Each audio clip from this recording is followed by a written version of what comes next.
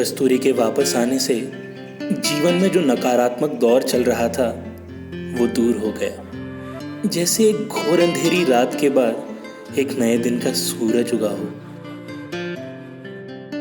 अतीत में घटी हुई सारी बातें अब फिर से खुद को दोहरा रही थी। वो हंसी शामें जिंदगी में वापस लौट आई थी। अकेलापन दूर हो गया था। अब सब लोग अपने लगने लगे थे। 24 घंटे दिमाग में यही ख्याल रहता कि कब दिन भर का काम निपटा के घर जाऊं और कस्तूरी के साथ चैटिंग पे बात करूं। मेरा चेहरा जो निराशा के गर्त में डूबा हुआ था अब खुलने लगा था। 4 महीने की बातचीत के बाद भी मैंने अपने मन में होते हुए भी कस्तूरी से मिलने की बात नहीं की थी। शायद मैं डरा हुआ था। मैं उसे फिर से खोना नहीं चाहता था, पर मिलना भी तो जरूरी था। गालिब का वो शेर बार बार याद आ रहा था। फिर एक बार मिलो पहली बार की तरह, फिर एक बार तुम्हें पहली बार देखना है। हर बार की तरह इस बार भी किस्मत साथ दे गई। कस्तूरी ने सामने से मैसेज किया, मिलना चाहती हूँ।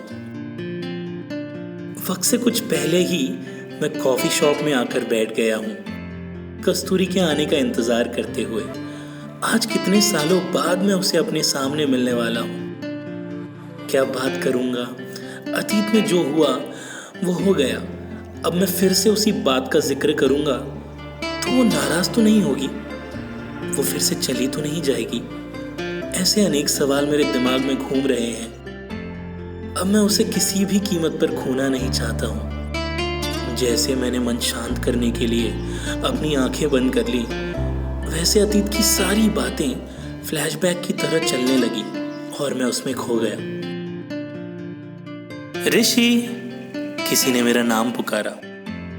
ये कस्तूरी की आवाज है। मैंने धीरे से अपनी आंखें खोली, एक गहरी सांस ली और पीछे मुड़कर देखा। कस्तूरी मेरे सामने खड़ी है। वो प्यारी मुस्कान, वही खूबसूरत चेहरा और उसके सामने सम्मोहित होकर उसे देखता हुआ मैं। वो गजब की खूबसूरत दिख रही है, पहले से कहीं ज्यादा। वो सामने आकर बैठ गई। चैटिंग पे घंटों बात करने वाले हम अब चुपचाप बैठे हुए हैं। कैसे बात की शुरुआत करूं, इस उलझन में मैं फंसा हुआ हूं। कस्तूरी की हालत भी कुछ मेरी तरह ही है। मैंने चुप्पी तोड़ते हुए पूछा, कॉफी? उसने सर हिलाकर हामी भरी।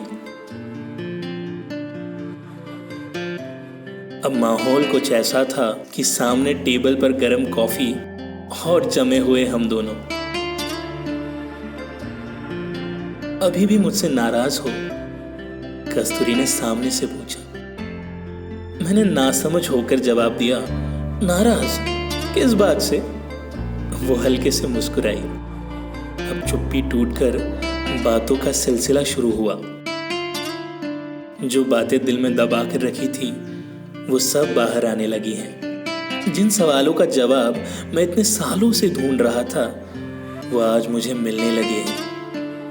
कस्तूरी बोल रही है और मैं सिर्फ सुन रहा हूं। मेरी ये कहानी इस कॉफी टेबल पर अपने अंतिम पड़ाव में आ चुकी है। कस्तूरी अपने वैवाहिक जीवन में सुखी है और शायद मैं अपने। अब बस मैं जहां रुका हुआ हूं वहां से मुझे बाहर निकलना है, क्योंकि जिंदगी बहुत खूबसूरत है और उसे और खूबसूरत बनाना है।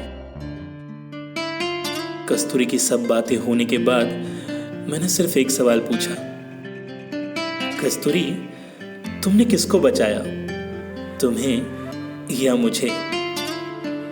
उसने भरी हुई आंखों से मेरी तरफ देखा और हल्के से मुस्कुराई। मुझे मेरे अंतिम सवाल का जवाब मिल गया। जाने माने शायर साहिर लुधियानवी का वो शेर इस मौके पर याद आया। वो अफसाना जिसे अंजाम तक लाना ना हो मुमकिन, उसे एक खूबसूरत मोड़ देकर छोड़ना अच्छा।